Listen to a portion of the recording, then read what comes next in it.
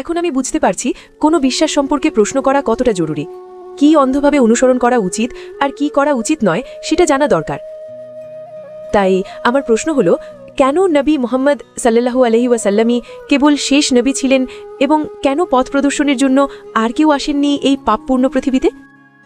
কেনই বা আল্লাহ এই পৃথিবী সৃষ্টি করলেন আর আমাদের এই পরীক্ষার মধ্যে ফেললেন যখন তাকে এটি শেষ করতে হবে, পৃথিবীকে আবার শেষ করতে হবে? ইনশাআল্লাহ বোন, আমি শুধু এটি আরবিতে বলবো আর আপনি তা পুনরাবৃত্তি করতে পারেন বোন। আশহাদু আশহাদু আল্লাহ আল্লাহ have the microphone close please. আল্লাহ আশহাদু আশহাদু আল্লাহ আল্লাহ ইলাহা ইলাহা ইল্লাল্লাহ ইল্লাল্লাহ ওয়া আশহাদু وأشهد ওয়া আশহাদু أن আন্না محمدا মুহাম্মাদান عبده আবদুহু ورسوله। ওয়া রাসূলুল্লাহ। আমি সাক্ষ্য দিচ্ছি যে আমি সাক্ষ্য দিচ্ছি যে কোনো উপাস্য নেই কোনো উপাস্য নেই আল্লাহ ছাড়া। আল্লাহ ছাড়া। ডক্টর জাকির নায়েক এই প্রশ্নগুলোর উত্তর দিতে গিয়ে তিনি কিন্তু অনেকবার থেমে গিয়েছিলেন। আপনার ভিডিও শুরুতে কিঞ্চিত অংশ দেখে বুঝতে পেরেছেন মেয়েটি আসলে তিনি হিন্দু অবলম্বী ছিল এবং তিনি ডাক্তার জাকির নায়েককে চ্যালেঞ্জ দিয়েছিলেন তিনি এই উত্তরগুলো দিতে পারলে মুসলমান হয়ে যাবেন, এবং মেয়েটি শেষ অবধি পর্যন্ত মুসলমান হয়েছে। কিন্তু ডক্টর জাকির নায়েক এই উত্তরগুলো দিতে গিয়ে কতবার থেমে গিয়েছিল এবং তিনি আসলে একবারে হয়ে গিয়েছিলেন এই উত্তর তিনি কোথা থেকে দিবেন বা কোন কোন তথ্য সংগ্রহ করে কিভাবে যৌক্তিক এবং দালিলিকভাবে উত্তরগুলো দিয়েছেন। ভিডিওটি এমন এক আকর্ষণীয় ভিডিও হতে যাচ্ছে, আমি আশা করি ইতিহাসের শ্রেষ্ঠতম প্রশ্ন উত্তর পর্ব এটি। এবং প্রশ্নের উত্তর শুনে মেয়েটা কিন্তু মুসলমান হতে বাধ্য হয়েছে। এরকম রোমাঞ্চকর প্রশ্ন উত্তর পর্ব আপনি আর এর আগে কখনো দেখেননি। চলুন দর্শক, ভিডিও শেষ অবধি পর্যন্ত দেখলেই এই উত্তরগুলো আপনিও জানতে পারবেন এবং এই উত্তরগুলো এই প্রশ্নগুলো কিন্তু আপনার কাছেও বারংবার আসবে এবং এর উত্তর জানা থাকলে আপনি মানুষকে দিতে পারবেন। চলুন আমরা সেই পূর্ণাঙ্গ প্রশ্ন এবং উত্তর একটু শুনে আসি। আমি আপনাকে ধন্যবাদ জানাতে চাই, আপনি আমার চোখ খুলে দিয়েছেন। যে কোনো কিছু অন্ধভাবে অনুসরণ না করা কতটা গুরুত্বপূর্ণ সেটা আমি এখন বুঝতে পারছি। আপনার নাম কি বোন? আমার নাম প্রিয়া। প্রিয়া, ঠিক আছে বোন।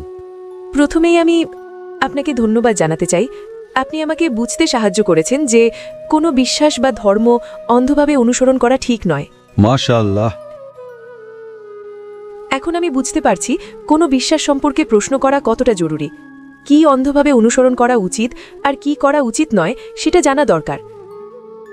তাই আমার প্রশ্ন হলো, কেন নবী মুহাম্মদ সাল্লাল্লাহু আলাইহি ওয়াসাল্লামই কেবল শেষ নবী ছিলেন এবং কেন পথ প্রদর্শনের জন্য আর কেউ আসেননি এই পাপপূর্ণ পৃথিবীতে?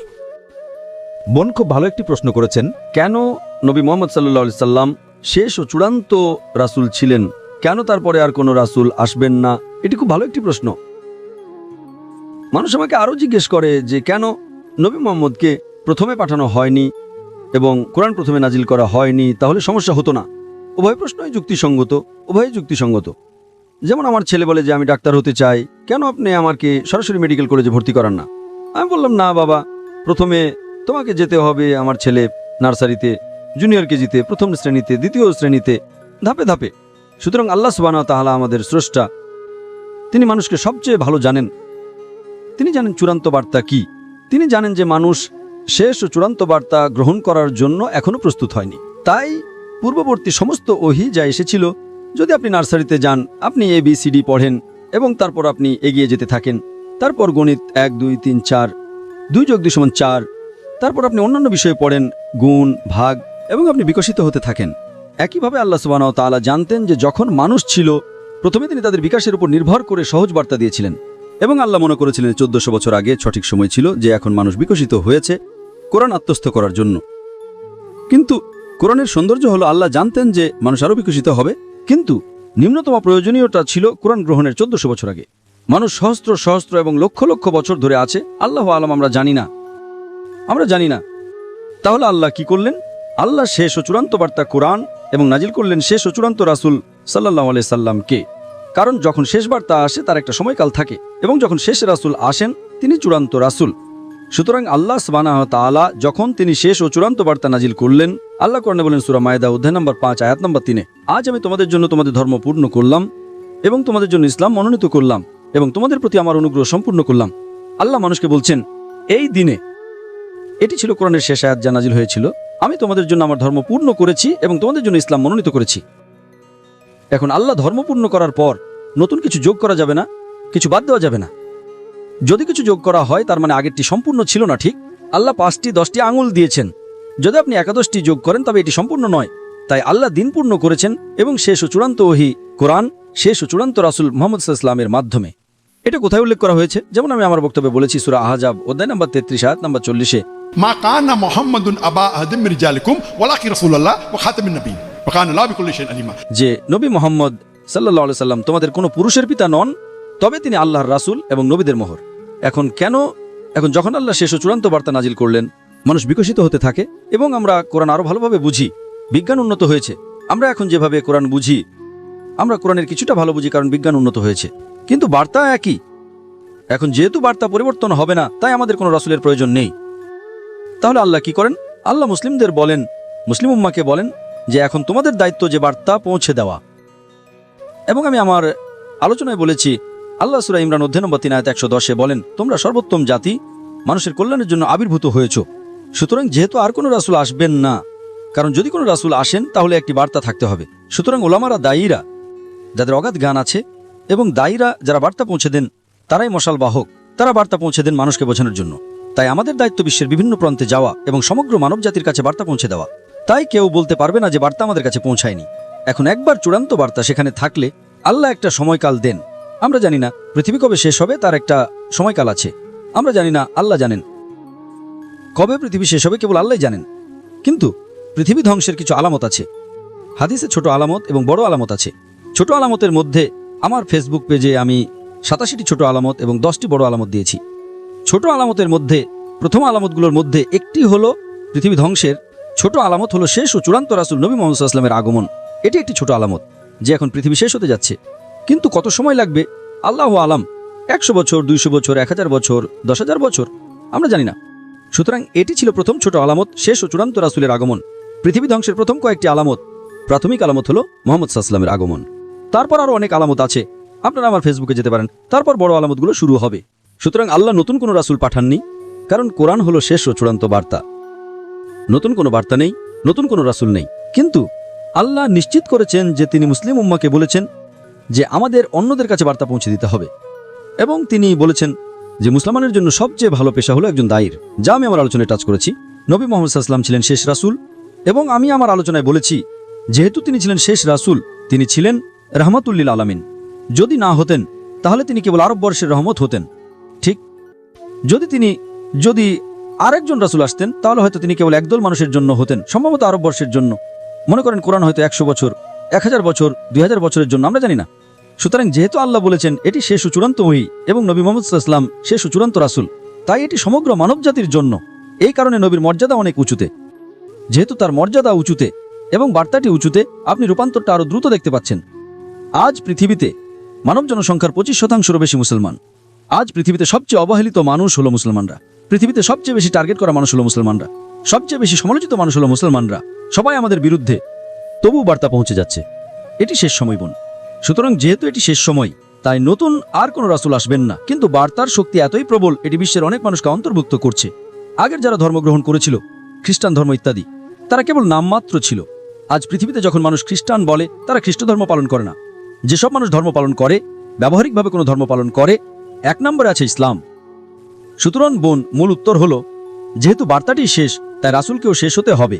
কিন্তু বার্তাটি এতই শক্তিশালী এবং রাসূল এতই প্রেমময়, এতই শক্তিশালী, এতই সার্বজনীন, যেটি বিশ্বকে পরিবর্তন করছে। আশা করি প্রশ্নের উত্তর পেয়েছেন বোন। আপনাকে অনেক ধন্যবাদ। আর কোনো প্রশ্ন আছে বোন? হ্যাঁ, স্বাগতম। শুকরান। আমার শুধু শেষ প্রশ্ন আছে, কেনই বা আল্লাহ এই পৃথিবী সৃষ্টি করলেন আর আমাদের এই পরীক্ষার মধ্যে ফেললেন, যখন তাকে এটি শেষ করতে হবে? পৃথিবীকে আবার শেষ করতে হবে? বোন আরেকটি গুরুত্বপূর্ণ প্রশ্ন করেছেন যে আল্লাহ কেন এই পৃথিবী সৃষ্টি করলেন এবং কেন আমাদের এই পরীক্ষার মধ্যে ফেললেন যদি তাকে এটি শেষ করতে হয়। এই প্রশ্নের উত্তর দেওয়া হয়েছে সূরা জারিয়াত অধ্যায় নম্বর 51 আয়াত নম্বর 56। ওয়ামা খালাকতুল জিন্না ইল্লা লিয়াবুদুন ওয়ামা খালাকতুল জিন্না ওয়াল ইনসা ইল্লা লিয়াবুদুন। আমি জিন ও মানুষকে সৃষ্টি করেছি কেবল আমার ইবাদত করার জন্য। এই জীবন বোন পরকালের জন্য একটি পরীক্ষা। আল্লাহ কোরআনে সূরা মুলক অধ্যায় 67 আয়াত নম্বর 2 বলেন, আল্লাযী খালাকাল মাউতা ওয়াল হায়াতা। তিনি মৃত্যু ও জীবন সৃষ্টি করেছেন পরীক্ষা করার জন্য যে তোমাদের মধ্যে কর্মে কে উত্তম। সুতরাং এই জীবন বোন পরকালের জন্য একটি পরীক্ষা। যেমন আপনি একজন শিক্ষককে জিজ্ঞেস করছেন কেন আপনি পরীক্ষা নিচ্ছেন। পরীক্ষায় বোন কিছু লোক পাশ করে, কিছু লোক ফেল করে, ঠিক? সুতরাং যদি আপনি শিক্ষকের নির্দেশিকা অনুসরণ করেন, আপনি পাশ করবেন। যদি অনুসরণ না করেন, আপনি ফেল করবেন। সুতরাং শিক্ষক পরীক্ষা করছেন কে পাশ করার যোগ্য। সুতরাং আল্লাহ সুবহানাহু ওয়া তাআলা যেমন কোরআনে উল্লেখ করেছেন, জিজ্ঞেস করেছিলেন কে এই পরীক্ষা দিতে ইচ্ছুক। আল্লাহ কোরআনে বলেন, আমরা মানুষরা বোকা ছিলাম এটি গ্রহণ করার জন্য, পাহাড়গুলো কেঁপে উঠল, আমরা গ্রহণ করব না। তাই আল্লাহ বলেন, কে এই পরীক্ষা দিতে ইচ্ছুক। অবশ্যই আপনি এবং আমি মনে রাখি না, ঠিক আপনি আর আমি মনে রাখি না বিচারের দিন, আবার আমরা মনে করব। তাই আল্লাহ কোরআনে বলেন যে পাহাড়গুলো কেঁপে উঠল, আমরা মানুষরা বোকা ছিলাম যারা চ্যালেঞ্জটি গ্রহণ করেছিলাম। যদি আপনি পাশ করেন আপনি ফেরেশতাদের চেয়ে উঁচুতে পরিণত হন। আপনি জানেন ফেরেশতারা আল্লাহর সৃষ্টি, যারা আল্লাহ যা বলেন সব অনুসরণ করে, তাদের কোনো বিকল্প নেই। সুতরাং যদি তাদের কোনো বিকল্প না থাকে, তারা বিরুদ্ধে যেতে পারে না, তাহলে আল্লাহকে অনুসরণ করার মাহাত্ম্য কি? তারা ভালো।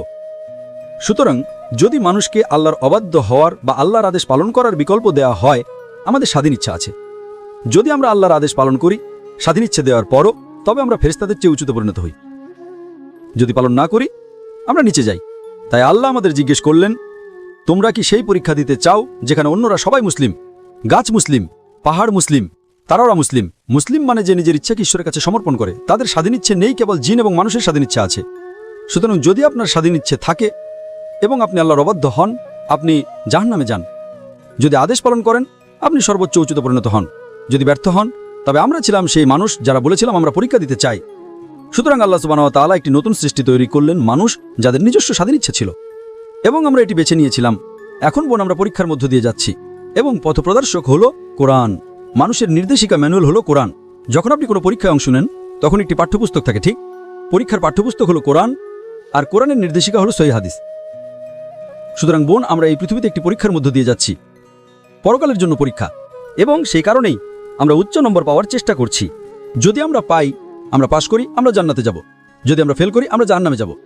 সেই কারণে আমরা বলি যে শুধু 5 নম্বর পাওয়ার জন্য ন্যূনতম জিনিস হলো এক ঈশ্বরে বিশ্বাস করা, এবং বিশ্বাস করা নবী মুহাম্মদ সাল্লাল্লাহু আলাইহি ওয়াসাল্লাম ঈশ্বরের বার্তাবাহক। অন্তত আপনি প্রবেশ করেন।